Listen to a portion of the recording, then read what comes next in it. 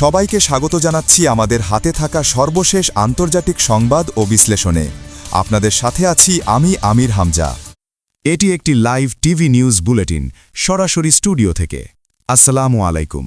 মধ্যপ্রাচ্যে দ্রুত বদলে যাওয়া সামরিক ও রাজনৈতিক পরিস্থিতি নিয়ে আমরা নিয়ে এসেছি একটি বিশেষ সম্প্রচার, যেখানে ইরান ইসরায়েল সংঘাত, মার্কিন সামরিক উপস্থিতি, আঞ্চলিক উত্তেজনা, ক্ষেপণাস্ত্র হামলা, প্রতিরক্ষা ব্যবস্থার ক্ষয়ক্ষতি, তেল স্থাপনা ধ্বংস এবং তথ্যযুদ্ধ সবকিছু মিলিয়ে এক জটিল বাস্তবতার চিত্র উঠে আসছে।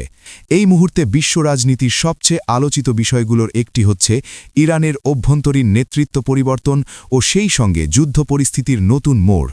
বিভিন্ন সূত্র থেকে প্রাপ্ত তথ্য অনুযায়ী ইরানের নতুন সর্বোচ্চ নেতা হিসেবে মোজতবা খামেনির নাম সামনে এসেছে এবং এই ঘোষণার ঠিক পরপরই আকাশে দেখা যায় একাধিক ক্ষেপণাস্ত্র উৎক্ষেপণের দৃশ্য। ইরানের বিভিন্ন স্থানে মানুষের ভিড়, ধর্মীয় স্লোগান এবং সামরিক বার্তার মাধ্যমে বিশ্বকে একটি প্রতীকী বার্তা দেওয়ার চেষ্টা করা হয়েছে, এমনটাই দাবি করছে ইরানি সূত্র। এই দৃশ্য সামাজিক যোগাযোগ মাধ্যমে দ্রুত ছড়িয়ে পড়েছে, তবে একই সঙ্গে উঠে এসেছে একটি বড় প্রশ্ন: এই যুদ্ধের তথ্য কতটা সত্য এবং কতটা প্রচারণা?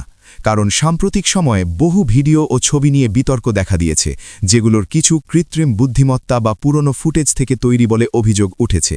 ফলে যুদ্ধক্ষেত্রের বাস্তব তথ্য যাচাই করা দিন দিন কঠিন হয়ে উঠছে। আমাদের কাছে যে তথ্যগুলো এসেছে তার মধ্যে উল্লেখযোগ্য একটি দাবি হল, ইরানের সামরিক বাহিনী যুক্তরাষ্ট্রের ক্ষেপণাস্ত্র প্রতিরক্ষা ব্যবস্থার সঙ্গে যুক্ত 4টি গুরুত্বপূর্ণ রাডার ধ্বংস করেছে। ইরানের বিপ্লবী গার্ড বাহিনী বা আইআরজিসি বলছে তাদের লক্ষ্য ছিল মার্কিন থ্যাড প্রতিরক্ষা ব্যবস্থার সেন্সর নেটওয়ার্ক। তারা দাবি করছে যে সুনির্দিষ্ট গাইডেড ক্ষেপণাস্ত্র ব্যবহার করে এই আঘাত হানা হয়েছে। থ্যাড বা terminal high altitude area defence system মূলত ব্যালিস্টিক ক্ষেপণাস্ত্র প্রতিরোধের জন্য ব্যবহৃত হয় এবং এর প্রধান উপাদানগুলোর মধ্যে রয়েছে launcher, interceptor missile, ANTPY-2 radar এবং একটি ফায়ার কন্ট্রোল ইউনিট। ইরানের দাবি অনুযায়ী এই রাডারগুলো ধ্বংস হওয়ার ফলে ওই অঞ্চলে যুক্তরাষ্ট্র ও তাদের মিত্রদের ক্ষেপণাস্ত্র প্রতিরক্ষা সক্ষমতা দুর্বল হয়ে পড়েছে। আন্তর্জাতিক বিশ্লেষকরা বলছেন, যদি সত্যি ANTPY-2 রাডার ক্ষতিগ্রস্ত হয়ে থাকে তাহলে এটি একটি গুরুত্বপূর্ণ সামরিক ঘটনা হতে পারে, কারণ এই রাডার দূর থেকে ক্ষেপণাস্ত্র শনাক্ত করতে সক্ষম এবং এর দাম কয়েকশো মিলিয়ন ডলার পর্যন্ত হতে পারে। তবে এখানে একটি গুরুত্বপূর্ণ বিষয় হচ্ছে, যুক্তরাষ্ট্র বা অন্য কোনো পশ্চিমা দেশ এখন পর্যন্ত আনুষ্ঠানিকভাবে পুরো থ্যাড ব্যবস্থা ধ্বংস হওয়ার বিষয়টি স্বীকার করেনি। কিছু প্রতিবেদনে বলা হচ্ছে যে জর্ডানের একটি ঘাঁটিতে থাকা রাডার আঘাতে ক্ষতিগ্রস্ত হয়েছে, আবার উপসাগরীয় অঞ্চলের কয়েকটি স্থাপনায় আংশিক ক্ষয়ক্ষতির ইঙ্গিত মিলেছে, কিন্তু সম্পূর্ণ ধ্বংসের বিষয়টি নিশ্চিতভাবে বলা যাচ্ছে না। যুদ্ধের সময় তথ্য গোপন করা বা প্রচারণা চালানো নতুন কিছু নয়। উভয় পক্ষই নিজেদের সাফল্য বাড়িয়ে দেখাতে পারে এবং প্রতিপক্ষের ক্ষয়ক্ষতি কমিয়ে দেখাতে পারে। ফলে এই পরিস্থিতিতে প্রতিটি তথ্য যাচাই করা অত্যন্ত গুরুত্বপূর্ণ। এদিকে ইসরায়েলের বিভিন্ন শহরেও আতঙ্কের খবর পাওয়া যাচ্ছে। বিশেষ করে তেল আবিব ও মধ্য ইসরায়েলের কিছু এলাকায় সাইরেন বেজে ওঠার ঘটনা বারবার ঘটছে। স্থানীয় বাসিন্দারা বলছেন, রাতের আকাশে বিস্ফোরণের শব্দ শোনা গেছে এবং অনেক জায়গায় বিদ্যুৎ সরবরাহ সাময়িকভাবে বন্ধ হয়ে যায়। কিছু প্রতিবেদনে বলা হয়েছে, ইরানের ব্যালিস্টিক ক্ষেপণাস্ত্র কয়েকটি স্থানে আঘাত করেছে এবং এতে কয়েকজন আহত হয়েছে। আবার কিছু ছবি ও ভিডিওতে দেখা যাচ্ছে বিস্ফোরণের পর শহরের কিছু অংশে অন্ধকার নেমে এসেছে এবং জরুরি সাইরেন বাজতে শুরু করেছে। যদিও এই ফুটেজগুলোর অনেকগুলোই এখনও স্বাধীনভাবে যাচাই করা যায়নি। ইসরায়েলের প্রতিরক্ষা ব্যবস্থার মধ্যে আয়রন ডোম, ডেভিড স্লিং এবং অ্যারো সিস্টেম রয়েছে। এগুলো বিভিন্ন ধরনের ক্ষেপণাস্ত্র প্রতিরোধের জন্য তৈরি, কিন্তু সাম্প্রতিক হামলাগুলো যদি একই সময়ে বহুদিক থেকে হয়ে থাকে তাহলে প্রতিরক্ষা ব্যবস্থার ওপর চাপ বাড়তে পারে, এমনটাই বলছেন সামরিক বিশ্লেষকরা। অন্যদিকে ইসরায়েলও পাল্টা হামলা চালাচ্ছে বলে খবর পাওয়া যাচ্ছে। বিশেষ করে ইরানের তেল স্থাপনা ও জ্বালানি অবকাঠামো লক্ষ্য করে আঘাত হানার খবর এসেছে। কিছু আন্তর্জাতিক সংবাদ মাধ্যমের প্রতিবেদনে বলা হয়েছে, তেহরানের কাছাকাছি একটি তেল ডিপোতে বড় ধরনের আগুন লাগে এবং আকাশে ঘন কালো ধোঁয়া দেখা যায়। এই ধরনের হামলার ফলে পরিবেশগত ও মানবিক সংকট তৈরি হওয়ার আশঙ্কাও রয়েছে, কারণ তেল ডিপো বা রিফাইনারিতে আগুন লাগলে তা শুধু অর্থনৈতিক ক্ষতি নয়, আশপাশের মানুষের জন্য বিপজ্জনক হয়ে উঠতে পারে। স্থানীয় প্রতিবেদনে বলা হয়েছে, আগুন থেকে ছড়িয়ে পড়া ধোঁয়া শহরের বাতাসকে ভারী করে তুলেছে এবং কিছু এলাকায় বৃষ্টির পানিতে তেলের কণাও দেখা গেছে। যদিও এই তথ্যগুলোরও স্বাধীন যাচাই প্রয়োজন।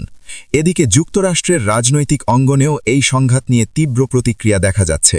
কিছু নেতার বক্তব্যে কঠোর সামরিক পদক্ষেপের ইঙ্গিত পাওয়া গেছে, আবার অন্যরা সতর্ক করে বলেছেন যে এই যুদ্ধ দীর্ঘস্থায়ী হতে পারে এবং এর প্রভাব পুরো অঞ্চলে ছড়িয়ে পড়তে পারে।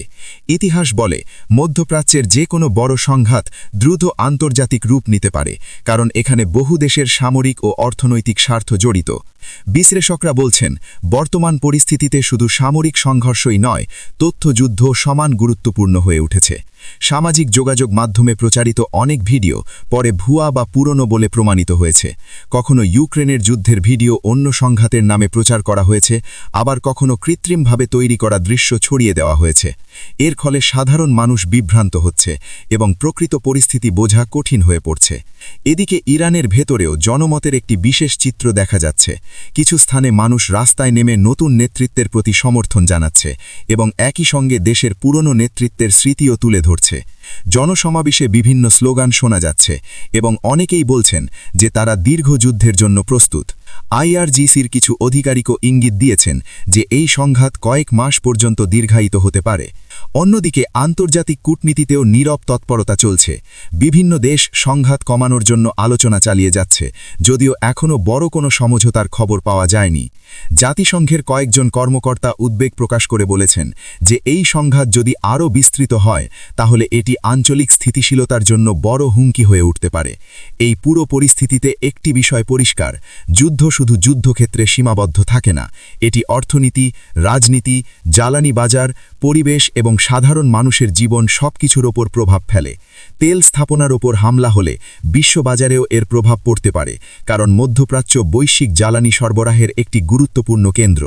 তাই এই মুহূর্তে সবচেয়ে বড় প্রশ্ন হচ্ছে, এই সংঘাত কি আরও বড় আকার নেবে নাকি দ্বৈতনৈতিক উদ্যোগের মাধ্যমে পরিস্থিতি শান্ত হবে? ইতিহাসে আমরা দেখেছি, অনেক সময় যুদ্ধ দ্রুত শুরু হলেও শেষ হতে দীর্ঘ সময় লাগে, আবার কখনো ছোট একটি সংঘাতই বড় আঞ্চলিক যুদ্ধে রূপ নিতে পারে। প্রিয় দর্শক, আমরা আপনাদের কাছে যতটা সম্ভব যাচাই করা তথ্য পৌঁছে দেওয়ার চেষ্টা করছি। যুদ্ধের সময় গুজব, ভুয়া ছবি এবং বিভ্রান্তিকর তথ্য খুব দ্রুত ছড়িয়ে পড়ে, তাই প্রতিটি খবর যাচাই করে দেখা অত্যন্ত গুরুত্বপূর্ণ। আমাদের এই বিশেষ সম্প্রচার এখানেই শেষ করছি। আল্লাহ হাফেজ।